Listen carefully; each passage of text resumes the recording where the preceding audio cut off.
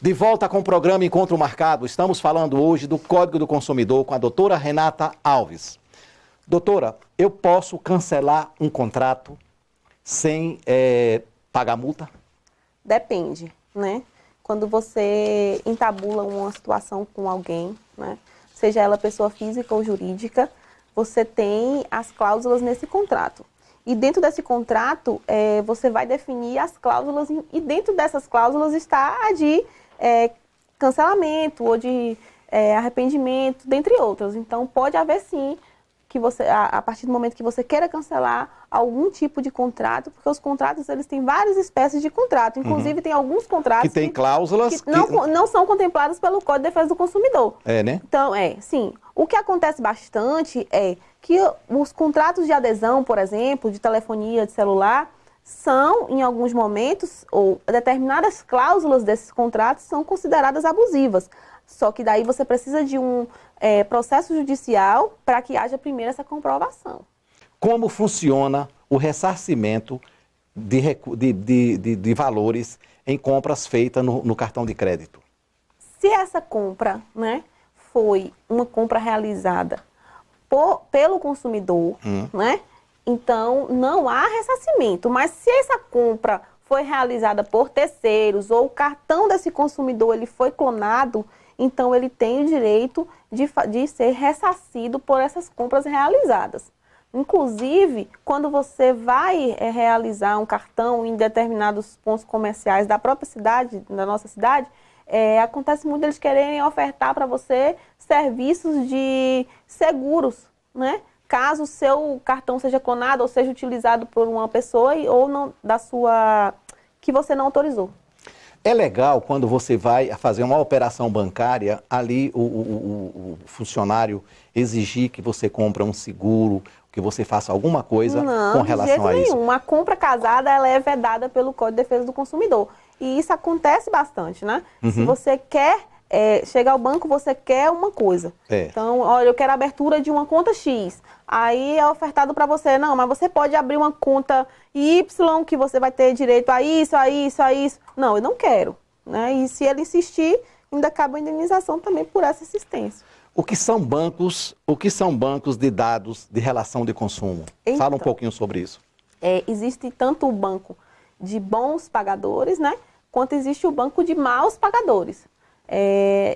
Essa situação é interessante para o comerciante, porque se ele estabelece uma política de crédito dentro do comércio dele, e você chega para a aquisição de algum produto ou serviço, ele vai fazer uma pesquisa e vai analisar se aquele consumidor ele vai se adequar à política de crédito dele. É cabível danos morais por inserção indevida em bancos de dados? Foi o que a gente comentou, né, no bloco anterior. Então, certamente, se você indevidamente, né, você que está em casa, você foi inserido, né, nos serviços de proteção ao crédito como mal pagador, sem dever, isso aí é fatal, né? Infelizmente, eu como advogada e que milito também na área, nessa questão do consumidor há algum tempo, a gente percebe que as indenizações, né, ainda não são suficientes para fazer com que essas empresas, e principalmente as grandes empresas, que são quanto mais nessa situação de incluir indevidamente, são muito pequenas, né? Chegam por vezes a ser irrisórias. Então, acaba não fechando e essas empresas renovam a cada dia esse procedimento de incluir pessoas que não devem no cadastro de proteção ao consumidor. Como diretora do PROCON, como é que a senhora avalia a importância do PROCON aqui em Barreiras? Vamos falar especificamente de Barreiras nessa relação. Nossa, o PROCON aqui foi assim, um clamor social. Ele estava há 2 anos e meio fechado. E por que ele foi fechado, doutora? Porque, na verdade, foi encerrado o convênio. Ah, tem um contrato? Existe um convênio, o PROCON é municipal. Mas existe um convênio com o PROCON Bahia, né, que é o PROCON estadual. E esse convênio, ele se encerrou. Então, esse tempo todo foi uma luta para que retomasse esse convênio para que o PROCON voltasse a funcionar. Voltando à importância do PROCON em Barreiras. Sim, a importância mais uma vez, a mesma a gente tenta o mesmo objetivo do Código de Defesa do Consumidor, que é regulamentar. É um equilíbrio nessa relação de fornecedor e consumidor. E que Barreiras é muito carente, né? Eu sou consumidora e eu passo nas ruas de Barreiras, eu verifico tantas coisas que ainda precisam de modificação e principalmente o acesso à informação, a boa-fé na questão tanto do consumidor quanto da questão do fornecedor. Eu atendo vários fornecedores e quem quiser, estou lá à disposição, com dúvidas, né, frequentes. Poxa, o consumidor me exigiu isso aqui.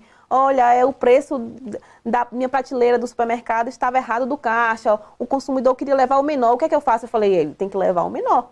Então, falta muita informação ainda. Eu agradeço mais uma vez, né, porque é uma oportunidade ímpar.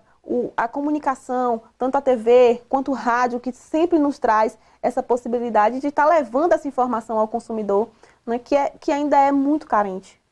Existem empresas campeãs, que a gente sabe, empresas principalmente prestadoras de serviço, campeãs de queixa, de reclamação. Aqui em Barreiras também tem isso, doutora? Algumas a gente empresas. Tem as top 10, tem as top 3, né? Nós temos... O que eu faço? Acho que eu tenho acesso direto. Eu tento fazer reuniões, especificar os problemas recorrentes e tentar modificar, né? Porque ainda não foi implementado a questão da multa, né? Que faz um processo administrativo, se constatada a irregularidade, então multa aquela empresa. Então a gente ainda não está fazendo isso, mas as fiscalizações estão sendo realizadas. A fiscalização que é realizada, ela é encaminhada, faz um parecer encaminhado para a superintendência em Salvador e, entendendo a superintendência em multar ou não aquela empresa, ela vai receber a notificação. Notifico também. Só concluindo, o PROCON, ele fiscaliza mediante uma denúncia, quando alguém provoca ou não, ou ele faz uma fiscalização livremente, ele vai lá e fiscaliza a empresa? Não, as nossas fiscalizações são constantes. Infelizmente, por uma questão até de pessoal, de estrutura, a gente não consegue contemplar todos os setores que a gente gostaria até o momento. Mas já foram feitas várias. A exemplo da questão do preço do óleo diesel, que a gente fiscalizou, a questão da ausência de locais de pagamento de faturas da Coelba. Nós também fizemos um documento, encaminhamos para Salvador, foi atendido, graças a Deus. Tem também a situação das bagagens aéreas, que nós fizemos até em parceria com a AB de Barreiras, nós fizemos também essa fiscalização. E não para. A questão é o seguinte, interessante que nós tivéssemos um setor no PROCON específico, que caso o consumidor chegasse lá, a gente já partisse com ele e fizesse cumprir o que estatui o Código de Defesa do Consumidor. Mas a gente ainda tem essas fiscalizações de forma programada. Nós estamos no período realmente Natal e Ano Novo, que é um período onde há o comércio, um movimento muito grande. Que conselho a senhora daria para os consumidores? O conselho a paciência, ela vai ditar esse período aí de compras de Natal. Porém, você não deve deixar passar os direitos que você, como consumidor, possui. Nós falamos aqui a questão do preço, na questão da troca do produto, ficar bem claro que o fornecedor ele não é obrigado a trocar produto. Isso é uma cortesia que o fornecedor ele faz para os seus clientes, até porque é usual no comércio ele fornecer um período X de troca de produtos, esses presentes de final de ano, os presentes de Natal.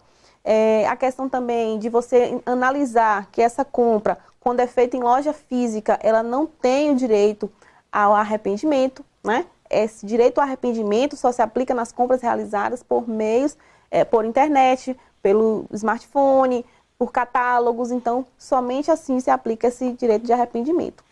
O Código de Defesa do Consumidor pode ser aplicado também no caso dos profissionais liberais? Não, Vou dar um exemplo clássico, da minha própria profissão, De um médico, por exemplo, não pode? Médico, não. Então, os contratos realizados por profissionais liberais, exemplo de um advogado, esse contrato ele é regido pela nossa legislação específica, que é o Estatuto do Advogado. Vamos falar um pouquinho, vamos mudar um pouquinho de assunto. A doutora também é atleta. Fala um pouquinho dessa nova maratona que a senhora correu da Pampulha. Fala um pouquinho. Eu cheguei segunda-feira, fui lá experimentar essa adrenalina e foi maravilhosa, Como foi a experiência? A volta internacional da Pampulha, a 20ª edição, onde participaram 19 mil corredores, mais de 19 mil corredores. E é muito importante. Em Barreiras, a gente tem teve um crescimento enorme. Mandar um abraço ali para todos os meus amigos corredores, de correr, né? Correr para viver, correr para superar, correr para tudo.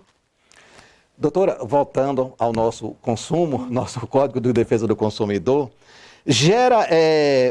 o descumprimento de um contrato gera danos morais?